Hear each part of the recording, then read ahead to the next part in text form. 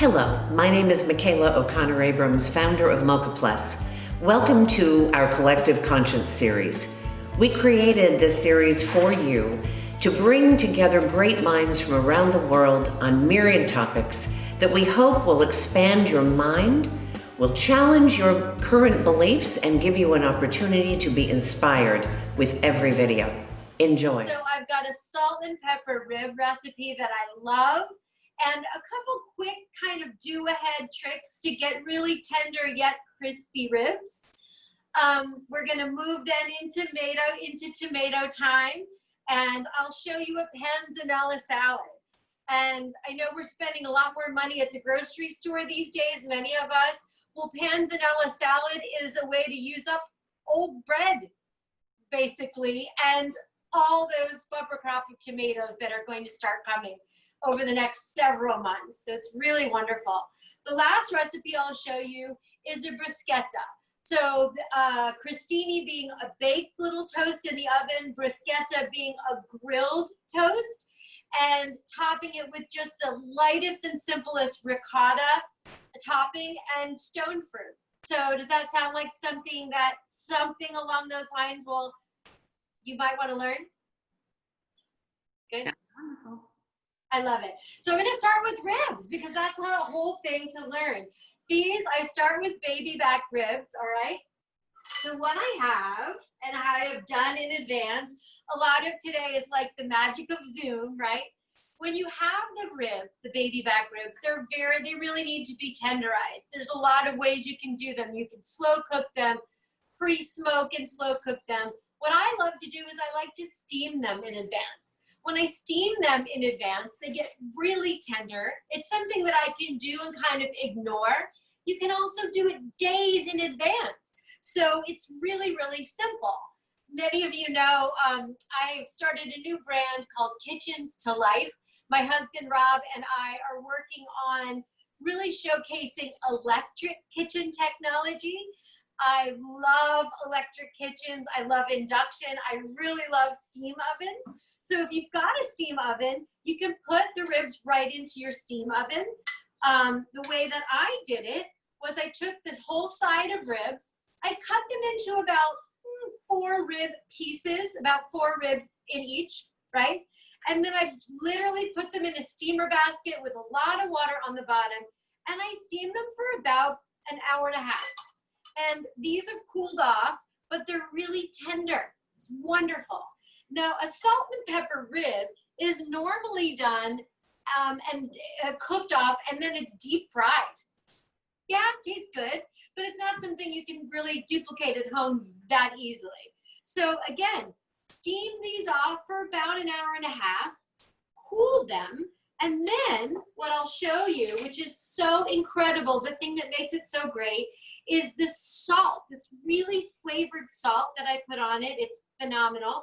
And then instead of deep frying them after I season them, I just threw them out on my grill. Super easy. So I'll show you the components for the salt. So I know this is just simple salt. There's a huge difference with types of salt. I have so many salts up here, it's ridiculous. I'm kind of salty that way. This is simply Diamond Kosher salt. Very inexpensive, that big red box. It's like chef's staple salt, all right? Then I have so this is 2 tablespoons of salt. I then have either peppercorns, regular ground peppercorns, or in this case, Szechuan peppercorns. So yummy. Szechuan peppercorns are fruity, flavory, and they're kind of numbing and tingly in your mouth. They're just delicious. So I really love them. And then the last thing that I had already added to my mixture was I've got Chinese 5-spice. So kind of looks like cinnamon, and it's really terrific. So what I did earlier, again, for time's sake, was I toasted or roasted the salt. You can get smoked salt if you'd like. What I did was I just literally put this in a dry pan. Again, I did it on induction, and I just roasted the pan until it smells kind of roasty. you definitely have to put on the hood. So that's another reason I'm not doing it now, because the hood would make it a little bit loud, because it does kind of kick up some smell. So this mixture is amazing. I smell it carefully so I don't start sneezing, but it's awesome. So I think you'll love it. You can not only use it for the salt and pepper ribs, but this is delicious. If you've ever had salt and pepper shrimp, you can kind of start salt and peppering everything in this type of salt and pepper. Wings are great like this. So once I've got, so here I have my steamed segment of ribs, okay? Then once I steam those, again for about an hour and a half, I then season them really well with this fancy salt and pepper mixture, and then I grilled this, all right? So I would say, and you don't really need any additional fat. There's plenty of fat that's actually rendered out. Another great thing when you steam ribs is a lot of the fat renders out, and then it gets a little bit more lean, but come on, they're ribs. So there's still plenty of fat on here. I season these really well, reserve some of the seasoning back, and then grill them off. I would say on one side about 6 minutes, flipped them over, and then the curved side maybe about 5 minutes, okay? Then I'll show you the last part. I cool them down again just so I can cut them. I find it a lot easier to segment. Now you can serve it like this, but these are really like an appetizer. So I find it a lot easier to cut ribs upside down. And this is my favorite, second favorite knife. I have lots of fancy chefy knives. This is a simple offset chef's serrated knife. It's probably all of $30. These things are amazing. Tomatoes, bones, whatever. So look, I can go right through. So this has sort of been twice cooked. And then I've got my rib segments like this. They're tender, they're really juicy. Then I'm gonna toss them one more time with a little bit more of that seasoning. So I'll show you what that looks like. Yeah, ribs right here. Love it. I'll do that. And I really like it. I will warm these up prior to serving and just do a last little hit of seasoning on this. And they're just terrific. I just think it's a wonderful dish. What I'll then do, I'm gonna set these aside for a little bit. Actually, let me plate these now. Let me do that. So any questions while I get my plating stuff together, let me know what questions you have as I start plating this, and then I'll tell you some of the garnish items that I have. Totally optional, but really fun. Questions? So, yeah, Rachelle, I have one. So what I have done is put the ribs in the morning with seasoning in a slow cooker. Yes. And go off on my day, wherever I need to go, on my dog walk, and then wherever else I need to be away from home. Not very many places anymore right now, but then I find that it renders, right, the fat down, but I save those juices and then pull those out, add more of the seasoning and put it on the grill. Is that going to have a similar effect to steam, basically? It sure is. What you want to do when you have these segments, when you're cutting, if you choose to cut these into segments, like they serve them at a dim sum place, you want them to be tender but still remain intact. So wherever that is in your cooking method, as long as they can still stay in a very kind of discreet, you know, like they're going to be really tender, but you can pick them up and eat them. Whatever way you get to that is fantastic. So if you slow cook them, that's incredible, as long as they don't go so much that they start kind of falling off. If they do, call it something different and they'll be phenomenal. But it'll be a little bit different than this recipe. Okay, my next question is, and I know I'm hogging all the questions, please excuse me, community, just raise your hand or speak up, but you're doing baby back ribs today, this evening with us, and I have been experimenting with the larger, the St. Louis ribs, the larger rib, and even beef ribs Yes. that the butcher will cut off a prime rib for me that somebody doesn't want retied, and be able to do that also. And you know, that takes longer, but is your feeling that these techniques and what you're showing us is pretty flexible in terms of kind of rib? Absolutely. Without a doubt. The beef ribs are going to take a little bit longer, no problem. But the flavor profile is going to be great. What I'm doing right now is I julienned a whole bunch of ginger for the top of this. This is just so full of flavor and texture. And then jalapeno, I love. It is like jalapeno chocolate cake. Those are my favorite foods. I've never had jalapeno chocolate cake. Longer list than that, but oh yeah, here's my other favorite food, cilantro. Can't do without it. So yes, I think the beef ribs would be great. What I like to do, especially when I am learning and teaching people about electric kitchens and induction, I do a lot of what I call translating traditions. So I try to take traditional dishes and then translate them for different either appliance technologies or all kinds of different occasions. Now what I have here, this is a little chili, oyster, and soy sauce mixture. Just kind of drizzle around. And I love this dish. This passes muster with my Asian grandma friends. They're down with this. They agree. It's a good recipe. So really fun. But what I love is you can do almost all of it in advance and then just finish them off on your grill and season them and you're ready to go. So any questions on that recipe? Just a clarification that those are pork ribs. Is that right? These are, yes, these are pork ribs. And, but we said, you know, you can certainly try them. I haven't done them with beef, but I'm sure they'd be amazing. This is a fun technique I learned from my Asian grandma friend is I take the green onions and a very sharp fork and I just shred up this green onion. And that's how you get that beautiful, shredded, very moist and yummy green onion. And it just actually tastes better that way and it looks great. So you can, I borrowed that from the best. So we can chalk that up to a tip. We're getting a good tip from you.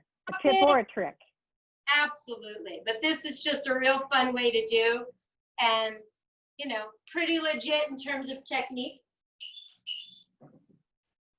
All right. I get ribs for dinner. Yeah. All right. Let me. Absolutely gorgeous. New cutting board. Ready to go.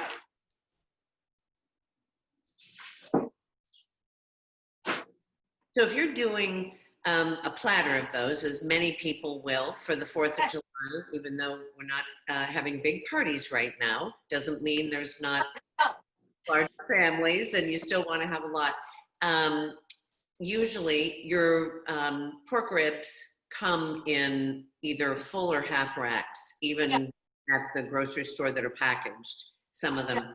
Are there any brands, other than going to the butcher and getting the full rack, the brands that are already packaged, be it at Trader Joe's or at Costco, that you would suggest? You know, that's a really, I know Costco has really quite amazing ribs. I've heard this. I haven't been to Costco in a long time. I love Costco.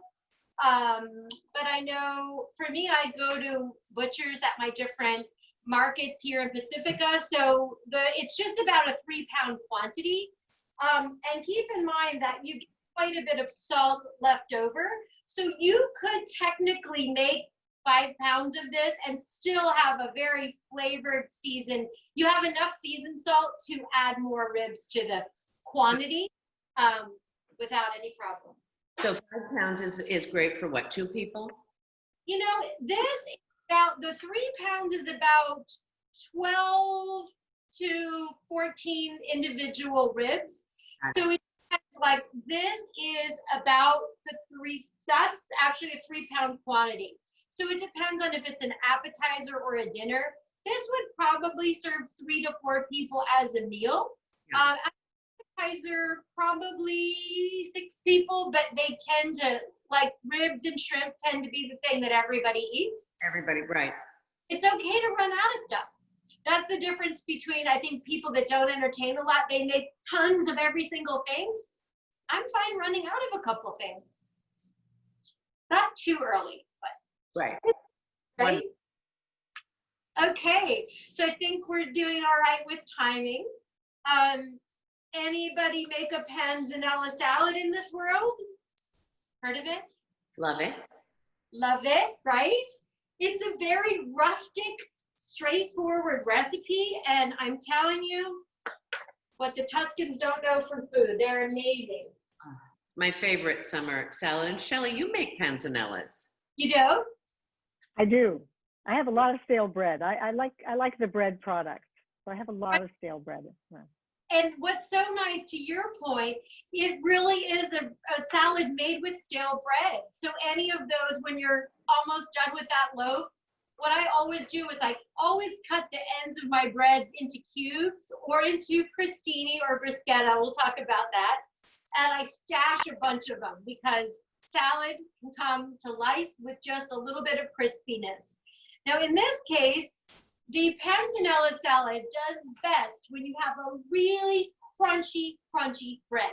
Now, what's difficult is finding the soaking time. We're going to add all these moist ingredients in, and we're going to let them sit and soak for a while. If the bread is if it's not a real strong artisan bread that's really glutinous, it'll get really mushy, and it's not as nice of an experience as if there's still a little crunch that remains. Do you find that to be true, Shelley? The ciabatta makes an amazing panzanella. Fabulous. Absolutely. This is a ciabatta. And to your point, and I wrote it in the recipe, you can cut the bread into cubes and you can let the cubes just sit out overnight. And that's perfect for this. I do like to toast them. I like to get a little bit of that color and extra flavor on there, but whatever works, right? Now in this case, I'm going to add right to the bread. I like to just toss the cubes in olive oil and vinegar. Really nice. And then just kind of get it seasoned a little bit. Okay. Then the next thing I'm going to add. And Is that balsamic? Oh, sorry, Joe.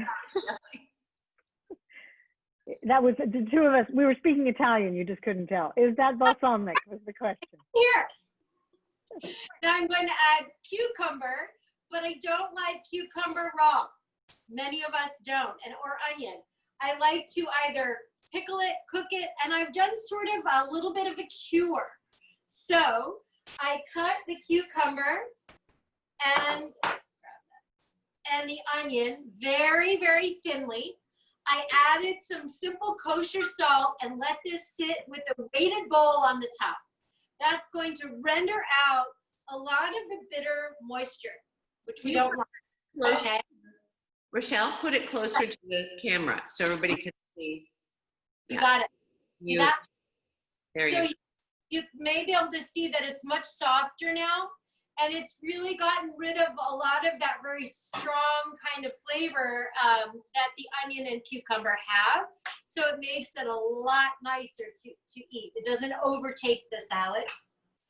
So that goes in there. So it's a little bit of a cure. And then ripe, juicy tomatoes. And which tomatoes are you using? Using the heirloom, the early girl? These are early girls. You have a good eye. These are early girls, and they're really fantastic. You can also add in, if you'd like for color, some of those incredible cherry tomatoes are starting to show up now. It's just wonderful. I'll just toss this a little bit. And what you want to do is you really want to toss this about 30 minutes before you eat it. That'll give it time to soften, but not be too soggy. And then garlic. We're going to add garlic in here. if garlic tends to be too strong for you, you could always use a microplane and just kind of grate a clove of garlic into it if you'd like. That works great. Get it? I didn't mean to make that joke. All right. I have a question for you, Rachelle. With garlic, and when you know the little root, the little green root on the inside, I've Yes. read that some people, I was always taught that you take that out because it makes it taste bitter. And then Yes. I've read that you don't have to take it out, that it doesn't make a difference. But I think it does, doesn't it? Make it more bitter? You know, it's interesting because that is an age-old back and forth, and I did read recently that it's not that bad. I have not taken the opportunity to just taste it and see, like, you know, is this little thing bitter? I should try to do that and answer that question for myself. I tend to take it out because it just, sometimes it can be kind of hard and it just kind of looks funny. But I have not yet done a taste test of the little sprouted garlic. Has anybody I'll done do that? the same. We'll both do it. Oh, and I'll show you something fun. If you smash the garlic up, and notice I have a separate little cutting board for the garlic. It just kind of keeps my wooden cutting boards from getting garlic oil on them. And then I just sprinkle a little bit of kosher salt on here, and it acts a little bit like ball bearing, and it chops up a little bit easier, and it keeps it from kind of sticking on my knife as much. So it's a great little technique. So what do you think about using a garlic press for this recipe? Is that just macerating it? I mean, not macerating it. Is it pulverizing it too much? You know, it seems to for me. I tend to think that tastes a little bit too strong. I tend to microplane. It's not just the juice in that case, but any way that people want to get to pulverized garlic, get there, right? Whatever works for people. I love chopping garlic. I know, right? So I'm fine with doing it, but it can be a lot like work, right? I'm gonna do the parsley. That's Italian parsley that I chopped up. And then I have wonderful salts here. I have a friend of mine, another woman-owned business like y'all, like us, like me. She has a wonderful company in Noe Valley. It's called Olive This, Olive That. And she gets me these gorgeous salts. This is an omnivore salt and just incredible vinegars. I'm using her blackberry vinegar and Arbequina olive oil to make this salad, and it just puts it right over the top. So I'll toss this together. And then the very last thing, I have a whole bunch of garlic or a whole bunch of basil. We have some input from your friend Drew. He says you have to be careful to over-process the enzymes that bring out the flavor. There you go. Hi, Drew. He also said it's the shizzle a little earlier. I should have. I love it. So I think that's all of the items. What's really nice now, if I give this a little taste at this point, and you do have to kind of check in on this salad and sort of see how it's doing. I can see that the bread has fabulous texture already. And what's nice is you can, leave out the cucumber, add other things. I always use lemon cucumber in the summer or Armenian cucumber. If you go to the farmer's market, there's these curly, pale cucumbers. They're delicious. They're Armenian cucumbers, fabulous. Yeah, and so on Liz's picks, in fact, she just today, they picked 2 huge bins of them. Armenian? For her fruit stand, it's called Guta, and she sells out every day. And please save it, so we have to go down there and get some because that is hands down my favorite cucumber. Better than Persian, better than lemon. The Guta is incredible. That's amazing that you know that. That's not everybody knows that. That's incredible. Not only that, but you have a source. Yeah, I'll have to get some. I don't know that she's on tonight with us because she's not. Got it. Got it. So here's the beautiful salad. I'm going to let this just sit and soak and become amazing. And at the end of dinner, or at the end of our class, we'll sit down and eat a bunch of this. So you've got a lot of comments of people in chat saying that they're hungry and how good it looks. And I think you have a lot of people wanting to jump through the screen. I love it. Gorgeous. Perfect. All right. So That's also a good thing to take with you again, not right now, but to a potluck, because once you get it all together, by the time you get there and put it on the table, the bread has done what it needs to do. As you say, if it has enough gluten and you've got the sourdough to the point where it's really nice and hearty and crispy. And the sourdough is actually great for this. I've done this where the bread looked like it was pretty good and I threw it together and it just became mush. So yes, it is a terrific thing to bring to a party. I've even done it where I've tossed it together there because I'm not sure what time the dinner is, but yeah, it's pretty awesome. So you can see those items. All right, so keep going. Ready for crostini or bruschetta? I think so. Okay. I think so. I know, it's grilling time, right? So, very simple. Drew, you must have gorgeous access to produce up by you with all those fruit trees everywhere. You must. I love it. So, apricots, yes. I've got peach, white nectarine. My God, I probably eat 4 of these a day. This is one of my favorites, a donut peach. Absolutely beautiful. So we'll cut those. Rachelle, is that the same as a Saturn peach, just called something else? Yes, and they used to call them Saturn or donut peaches, but I think they've settled on donut peach because it sounds like dessert. Yeah, exactly. Right? I noticed that, Michaela. I was like, wow, they used to call that both. And then I went, oh, marketing. Uh-huh. Right? That's my theory. I think you're right. I think you're right. Right? So I work as a private chef as well. So I do tons of salads all summer long, all year long.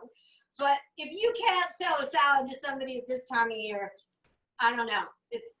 You're gonna have a harder time than the rest. So one of the best things you can do is create crostini or bruschetta.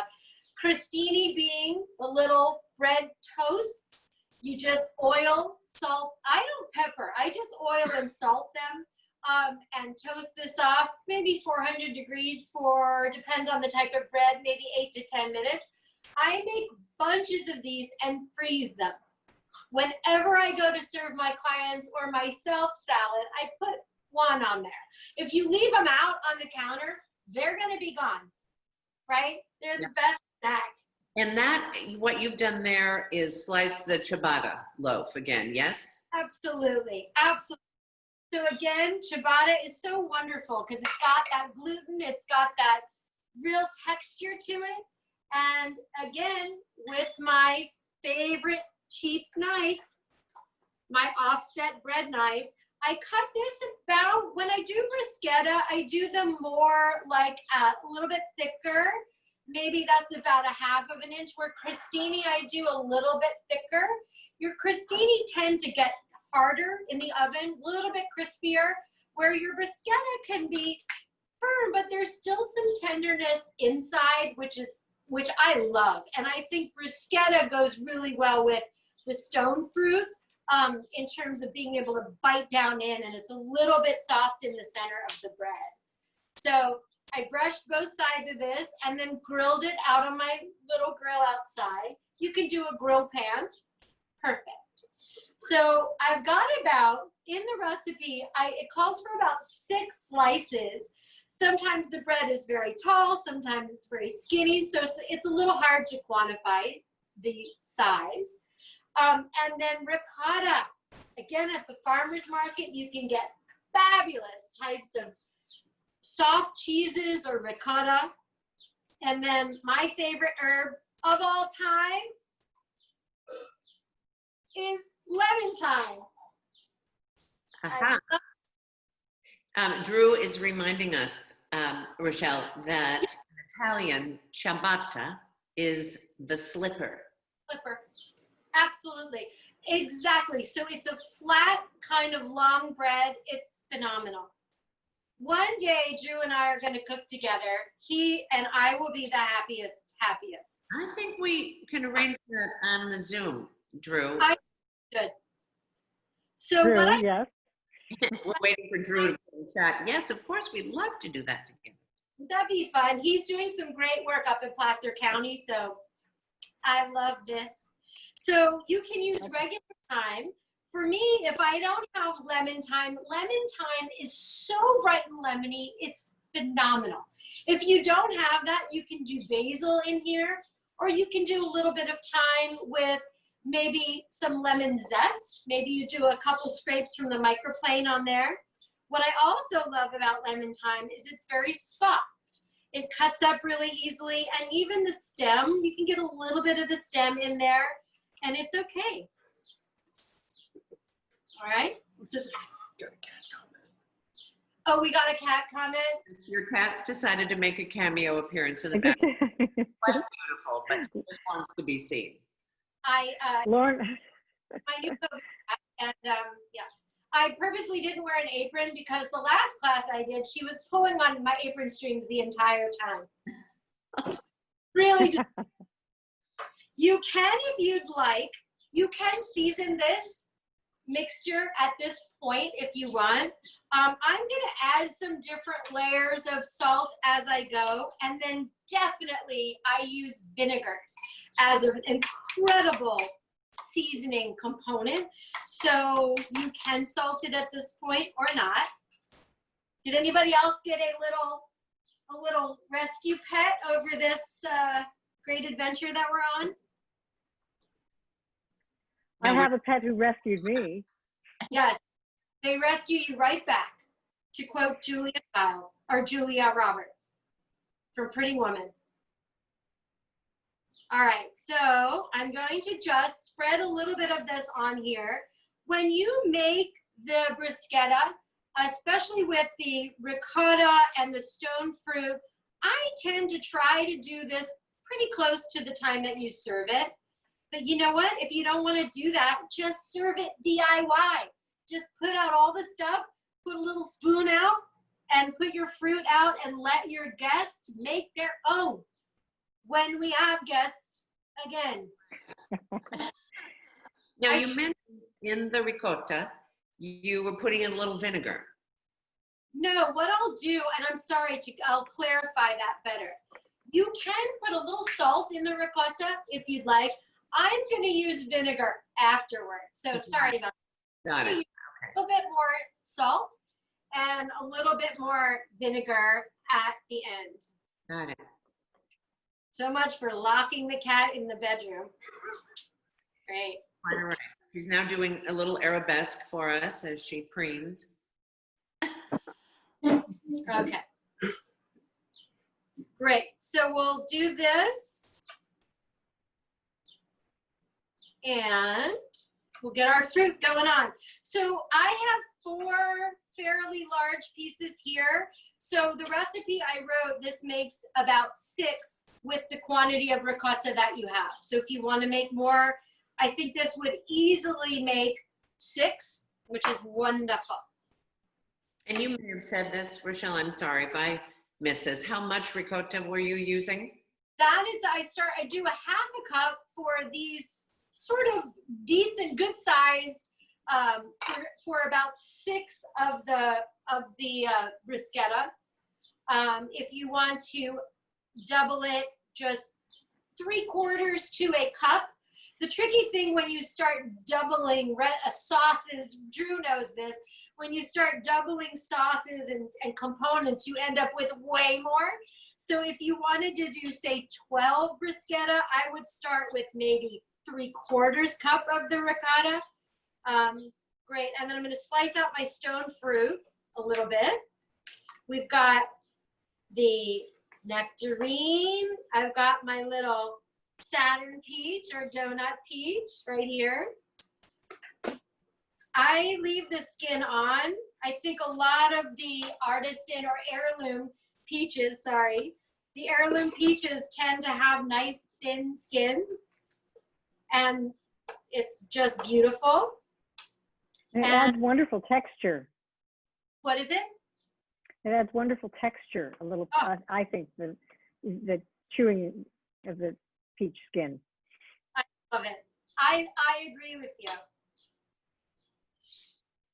All right, and we'll just slice some of this up and create any type that you'd like. And again, this is so nice to put out for your guests or your family. Let's just say the family. For your family to help themselves and make it themselves. Less work for you, although it's kind of fun, I think. So as I had mentioned before, I'm going to season this with a little bit of wonderful, thick, amazing vinegar. You can certainly make a balsamic reduction or buy one. It's just sort of a medium grade balsamic that you reduce or cook down. Definitely put your fan on when you do that. I so much prefer my friends' oils and vinegars. I'll show you this one. This one's amazing. This is her big balsamic. It is food of the gods. It is so thick and so wonderful. Let me grab a plate. May I have that plate right here? The white one. If you have the opportunity, this is very thick balsamic because it's been aged for a long time. Look at that. Beautiful. Beautiful. Unlike the balsamic reduction, it tastes phenomenal. This one, like I said, happens to have it is added real fruit in there. It's amazing. So I love that, and I'm going to drizzle a little bit of that on the top. So I take some of these and take any questions that you might have. So we're noticing that you're not peeling the fruit. Right. I think it actually makes a much better presentation, and I happen to enjoy it. Some people don't, but you've definitely been able to show us how it's not necessary, and you're still using the really sharp knife to cut the peach or the nectarine so that it slivers, and it's beautiful. And what I like to do is the fruit has a flatter side, which is usually the top. So I like to hold that, and then I just like a mango, cut down and around that lobe, then on the cutting board, then turn it around, cut down and around, and then you have two little sides. I slice those sides off, and then the last little bit around the pit is for the chef to eat. Aha. Well, and Liz just joined us. Rachelle, she just closed the fruit stand and just joined us so that. What an honor. Liz, what do you have for us to put on we're doing a bruschetta, stone fruit, berry, little bit of ricotta. What do you have for us? Where are you, Liz? There. Yeah, you have to unmute yourself, Liz. I did it. I unmuted. Ooh, Yeah. no. Sorry, we celebrity outed you. There she is. Can you hear me? Before this, we were We can making. hear you. Can you hear us, Liz? Yeah, I can hear you. Right before this, we were making panzanella salad, and she said probably the best cucumbers are Armenian cucumbers. And I said, well, Oh, wow. Farms just brought 2 huge bins today, and I bet you sold out again. Not all the way. We sold a lot. I have some I put in the walk-in right away, so we have it for our customers for tomorrow. Yeah. But yeah, production's coming on real good on the Armenian cucumbers this year. We're real pleased. Last year, the squirrels got the plants and we were short, and our customers were upset because they didn't have them. We sold out every day, but now we should be okay. The nectarine dish she's making looks amazing. Thank you. Rachelle, have you ever used the Black Splendor plum? It's a dark red flesh inside. It has that great combination of tart around the skin and the blast of sweetness from the flesh. It's a beautiful plum, and it's in stores right now. Should be in stores right now. I will hunt it down. So I'm gonna do. That would be pretty. That would be something pretty to go on your plate, Well, and it does have some pretty good type of contrast would be incredible. I'm just doing a little sliver of basil, and just to finish up, I'll finish this up, and then I really want to chat produce and questions. I'm going to put little pieces of basil. We did, Liz, talk about the magic of lemon thyme and how tremendous that is. And then, like I said, I did a little drizzle of the balsamic, very beautifully, or not reduced. This is an aged balsamic, and it happens to have a little fig, true fig fruit in it. And then the very last second before you serve it is I'll do a flake salt. So just a big, beautiful, chunky flake salt. This is a pink flake salt from Australia, Murray River. Definitely if you can get something local, that's wonderful too, but just really fun. And I would do the balsamic drizzle and the salt at the very last moment, because then you're going to have it just kind of highlight that flavor. So here are my wonderful dishes. And share with us, Rachelle, I'm sorry to interrupt you, but share with us where we can get that beautiful, thick, caramely, fig-infused balsamic. Yes, and you know what I'll do? I'll add it. The link that I've shared with you, I can edit that link at any time. So I will add it. It's a wonderful shop. My friend's shop is called Olive This, Olive That. And it's a beautiful shop in Noe Valley, but she ships. And if I ever run out of her fig balsamic or the Meyer lemon olive oil, I have to stop cooking for a minute. I literally pack it in my suitcase when I go, and then I have to check my bags wherever I used to fly. So she's the reason I have to check my bags, but I can't be without it. So I will add that link, but she's right in Noe Valley. She can ship out, and just her name is Janelle Peckion, and I rely on her. We became friends because I'm addicted to her food products. Excellent. And as a reminder, that link is in the chat. We put it in there along with Rachelle's email. And of course, we'll send a follow-up with the recipe link as well. Yes, and so give me a moment when I'm done here. I'll add the link into her shop and tell her I sent you. That'll be right after they make a loop from Sanger to pick up the nectarines for the dish, and then the balsamic, and then back home.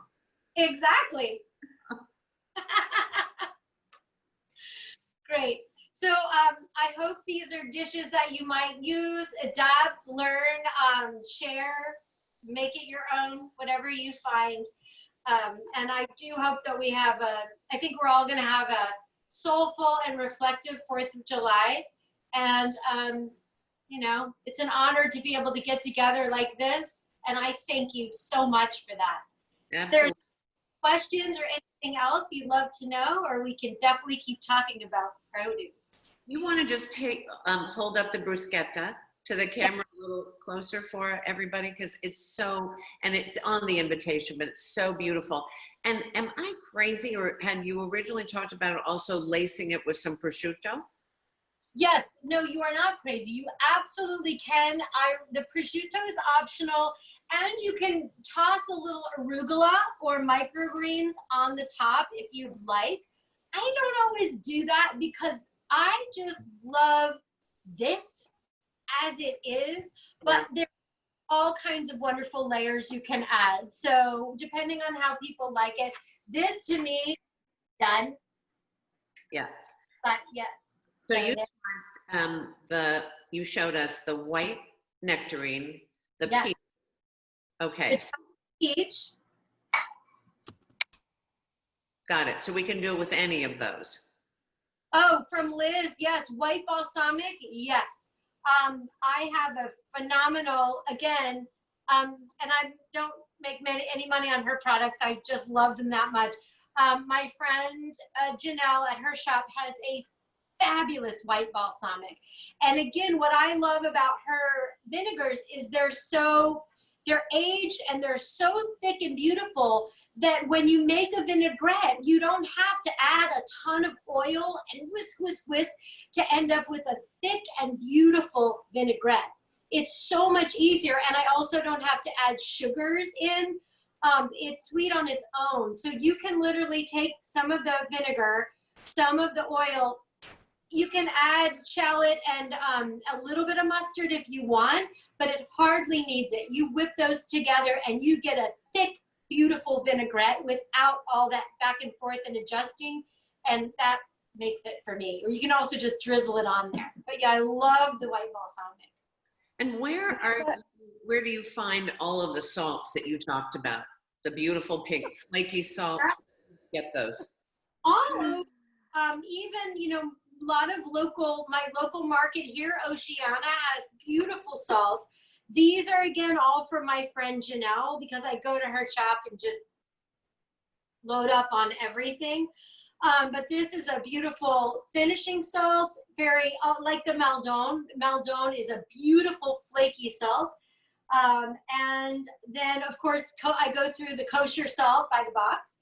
And then she's got this great, I love this. This is an omnivore salt. It's got some fennel and some different spices. I love this on my egg. So my friend Janelle keeps me in artisan products. Beautiful, beautiful. Any other questions that we have? Doesn't appear, they don't appear to be anymore. Everybody is so hungry at this point. I think they are waiting for 7 o'clock so they can race and find something that Something neat. what there are you a lot of no video. I think people are snacking and it's too hard to talk. exactly. But it's really great. So everyone, Rachelle will be back. Liz will be back. So we're always going to, and I hope you're finding, if you're able to join us reasonably frequently, some of you are here every Monday, we're going to start giving these ambassador awards to those of you who have carved us into your calendar every week. We are honored. Karen Wickery will be with us talking about Zoom fatigue, how to still stay networked, what it is that you need to do without it feeling, arduous, and looking at career opportunities perhaps. So please join us for Karen Wickery on the 6th. And again, you will see Liz back in a few weeks and Rachelle. So thank you so much. Have a great week and a fabulous 4th of July weekend. Take care. Thanks all. Happy 4th.